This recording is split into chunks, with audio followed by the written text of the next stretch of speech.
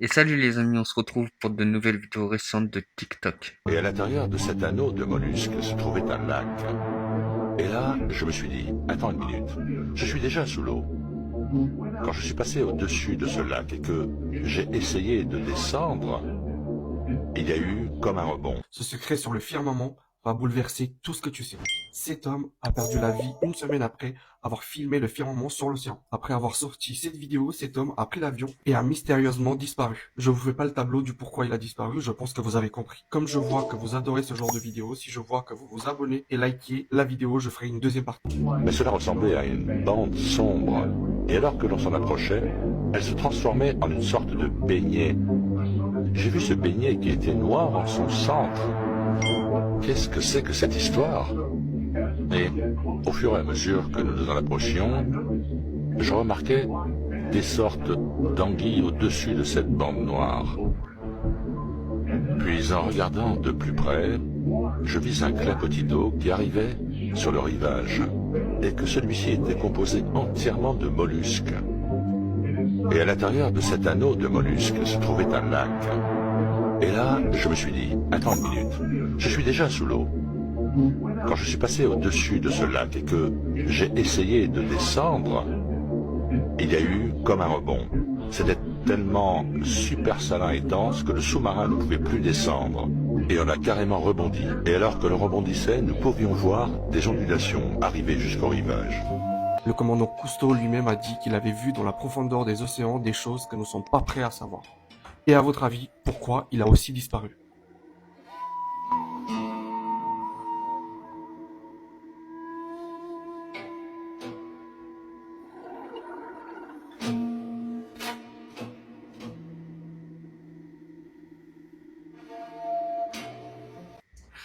Est-ce que vous pensez que ça peut être le firmament? Parce que j'ai souvent entendu parler du firmament dans le ciel, mais pas dans l'eau, là ça me surprend un peu.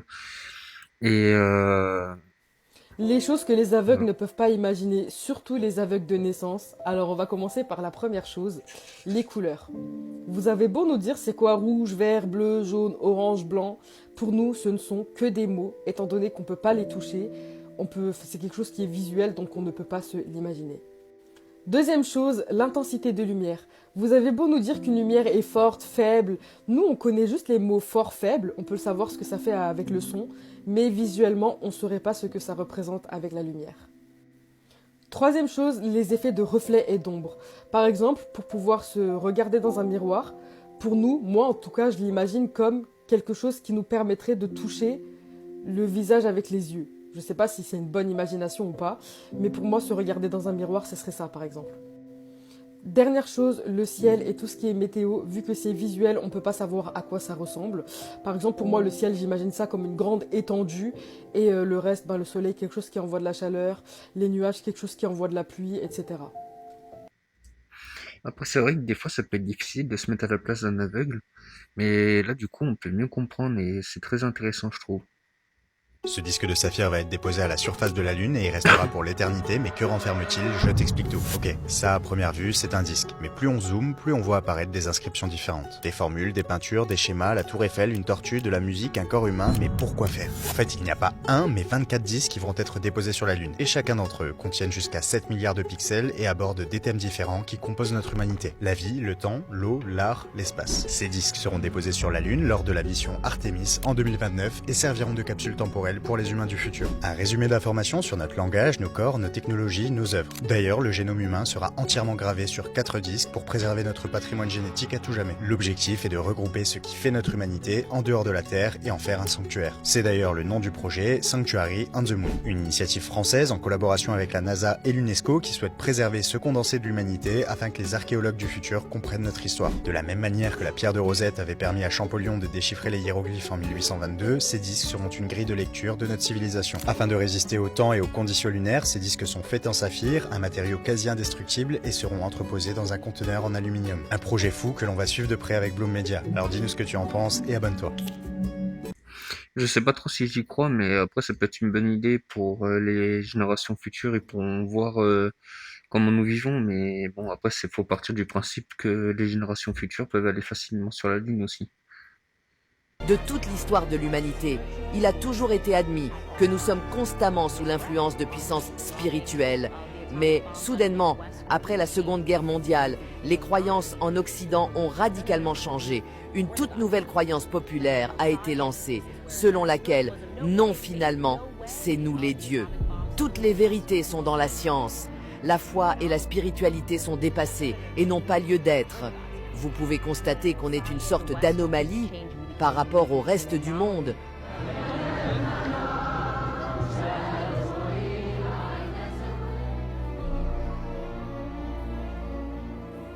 Vous pensez sûrement que ça signifie qu'on est plus évolué, c'est la croyance populaire. Ok, on est d'accord sur ça, mais si je vous disais maintenant que les personnes qui ont poussé ces nouvelles croyances comprenaient très bien que c'était un grand mensonge, ils ont tout fait, ils vous ont attaqué psychologiquement pour que vous pensiez qu'il n'y a pas de puissance supérieure, que vous n'avez vous-même même pas d'esprit, tout ça pour pouvoir impacter votre esprit.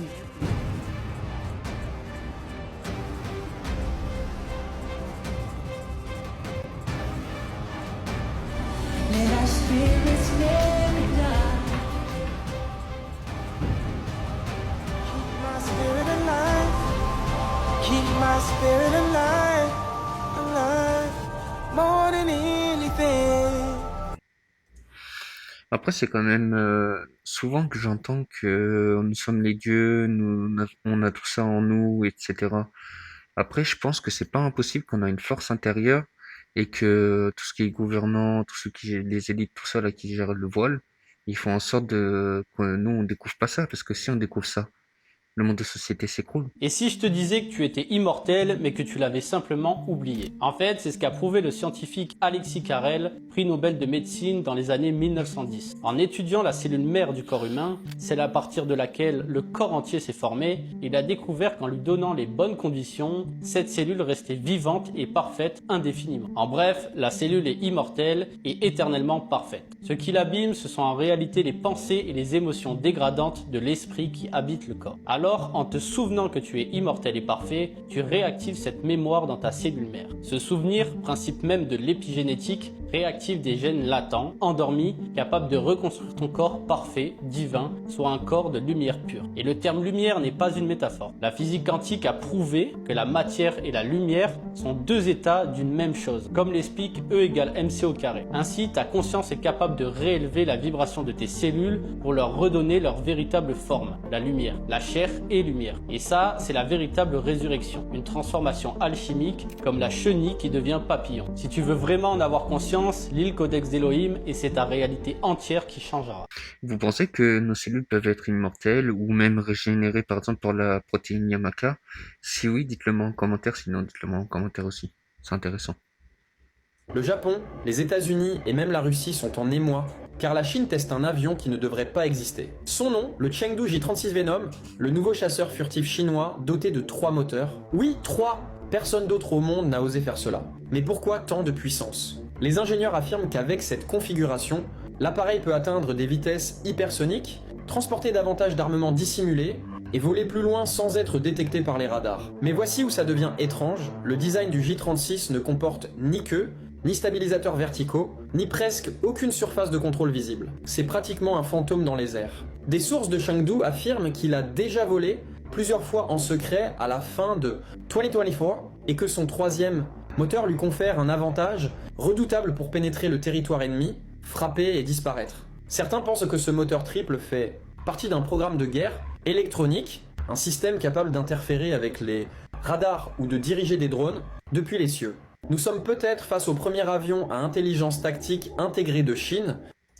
Après, j'ai envie de dire, les avions, plus ça va et plus ils vont devenir comme des ovnis, hein, parce que là, il a pas la tête d'un avion normal, on va dire. Il a plus la tête d'un ovni. À l'époque où ça commençait à se faire, les ovnis triangles, je sais pas si vous vous rappelez.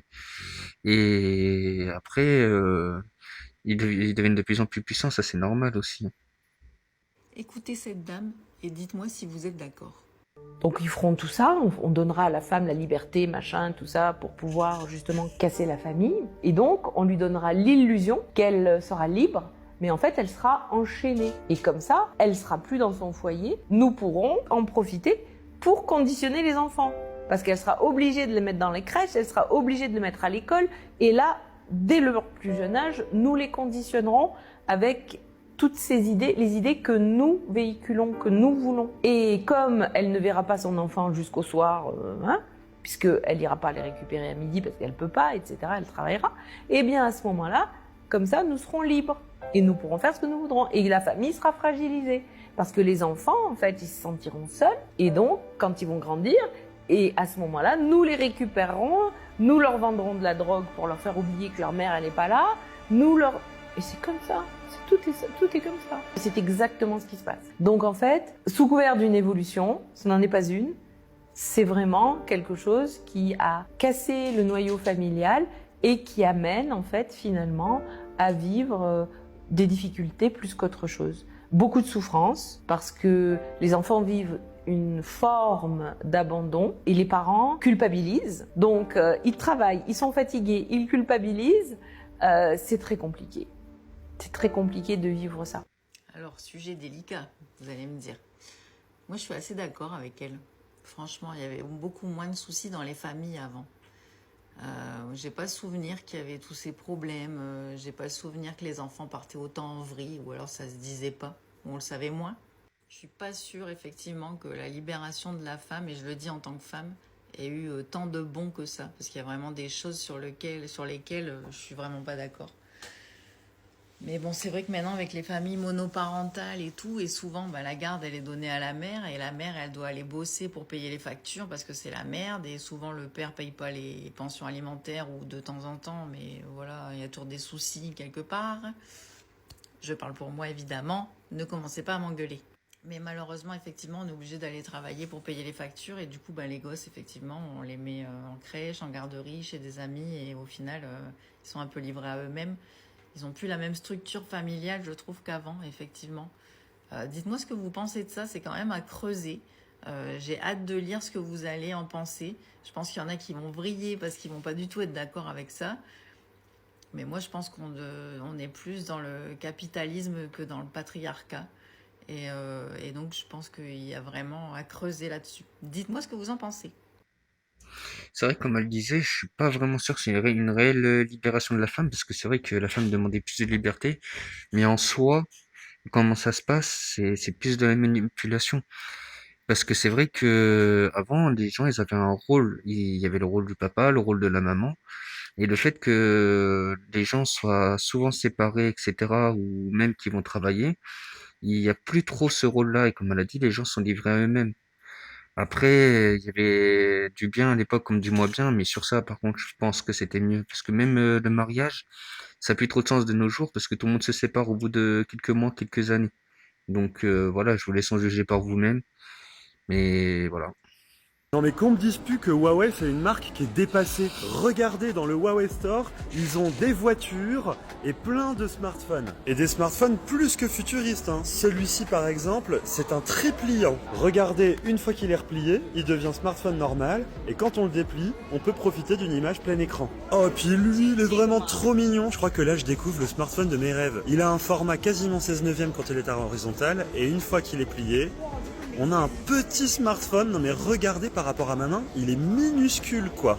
Mais ce que j'aime bien, c'est son format d'écran une fois déplié. Je trouve qu'il est vraiment top comme ça. Après, il y a toute une galaxie de montres avec plein de formats différents, dont certains qui nous rappellent un format bien connu de chez une marque avec une pomme. Bon, rassurez-vous, je suis pas arrivé chez l'opticien, je suis toujours chez Huawei et ici, ils vendent des lunettes. Alors, c'est pas des lunettes avec écran, celles-là, c'est des lunettes avec des haut-parleurs. Si vous les mettez sur vos oreilles, eh bien, vous entendez de la musique quand vous vous baladez en ville. Bon, c'est pas nouveau, ça se faisait déjà sur des lunettes de soleil, mais ce qui est un peu nouveau, c'est que maintenant, ils le font sur des lunettes plus classiques, sur lesquelles on pourrait changer les verres pour les mettre à sa vue.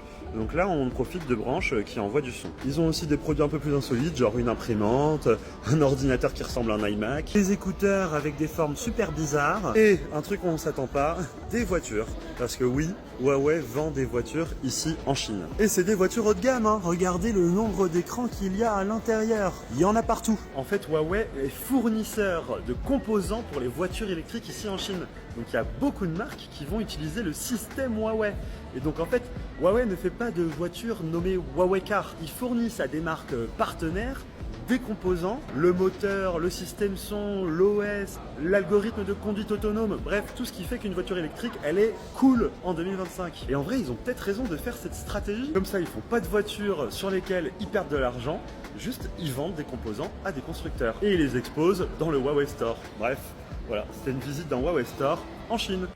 Après, Huawei, au niveau des téléphones, au début, c'était quand même pas mal critiqué, mais on voit qu'ils ont fait pas mal de progrès en vrai. Ce serait à approfondir un petit peu plus. La visite de George Bush père dans un centre de la NASA. En arrière-plan, le caméraman a filmé une scène que nous n'aurions peut-être pas dû voir. L'astronaute Tim Peake, astronaute anglais, en train de tourner une séquence devant une sorte de fond vert version high-tech et avec des morceaux de décor en réel sur le côté qui correspondent exactement au décor de l'ISS. En poussant les recherches, les chercheurs de vérité ont retrouvé une séquence au cours de laquelle l'astronaute censé être à bord de l'ISS fait à peu près la même démonstration. Il me semble aussi important de revenir sur les sorties extravéhiculaires. Voici un florilège de séquences trouvées par des chercheurs de vérité et qui renforcent l'idée que ces séquences sont tournées en piscine. À vous de décider si ces sortes de bulles qui apparaissent sont des bulles d'air au fond d'une piscine et dans le cas contraire, si ces poussières spatiales ont réellement leur place dans l'espace. Après, est-ce que vous pensez vraiment qu'ils sont allés sur la Lune et qu'ils sont dans l'orbite comme ça de la Terre? Parce que il y a trop de preuves qui montrent qu'ils y sont pas, ou que c'est des écrans verts, ou que c'est du faux, en fait. C'est surprenant quand même, au bout d'un moment. Genre, il y a trop de preuves, en fait. C'est une affaire qui intrigue le monde entier. Une femme prétendant venir d'un pays appelé Toranza aurait été interceptée à l'aéroport JFK de New York. Son passeport, parfaitement tamponné, semblait officiel, sauf qu'aucun pays nommé Toranza n'existe sur aucune carte du monde. Les agents de l'immigration ont tenté de la questionner, mais la voyageuse paraissait confuse, affirmant qu'elle se rendait aux États-Unis pour affaires diplomatiques. Elle disait que Toranza se trouvait entre la France et l'Espagne, une région pourtant bien connue des géographes. Après plusieurs heures d'interrogatoire, elle a été placée dans une chambre d'hôtel sous surveillance. Le lendemain matin, elle avait disparu. La porte était verrouillée de l'intérieur, aucune trace de fuite, et ses documents restaient sur le lit. Passeport, valise et effets personnels. Depuis, aucune trace d'elle n'a été retrouvée. Effets personnels.